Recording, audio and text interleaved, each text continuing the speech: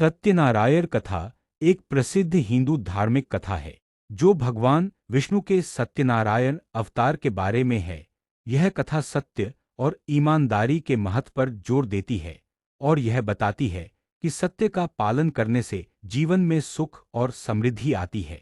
सत्य को नारायण विष्णु के रूप में पूजना ही सत्यनारायण भगवान की पूजा है। इसका दूसरा अर्थ यह है कि संसार में एकमात्र भगवान नारायण ही सत्य हैं, बाकी सब माया है। भगवान की पूजा कई रूपों में की जाती है। उनमें से भगवान का सत्यनारायण स्वरूप इस कथा में बताया गया है। इसके मूल पाठ में पाठांतर से लगभग 170 श्लोक संस्कृत भाषा में उपलब्ध है जो 5 अध्यायों में बंटे हुए हैं। इस कथा के 2 प्रमुख विषय हैं, जिनमें एक है संकल्प को भूलना और दूसरा है प्रसाद का अपमान। व्रत कथा के अलग अलग अध्यायों में छोटी कहानियों के माध्यम से बताया गया है कि सत्य का पालन न करने पर किस प्रकार की समस्या आती है।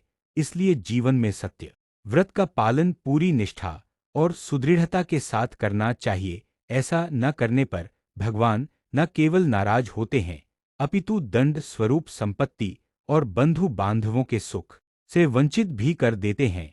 इस अर्थ में यह कथा लोक में सच्चाई की प्रतिष्ठा का लोकप्रिय और सर्वमान्य धार्मिक साहित्य है। प्रायः पूर्णमासी को इस कथा का परिवार में वाचन किया जाता है।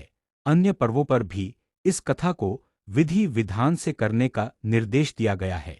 इनकी पूजा में केले के पत्ते व फल के अतिरिक्त पंचामृत, पंचगव्य, सुपारी, पान, तिल, मोली, रोली, कुमकुम, दूर्वा की आवश्यकता होती है, जिनसे भगवान की पूजा होती है।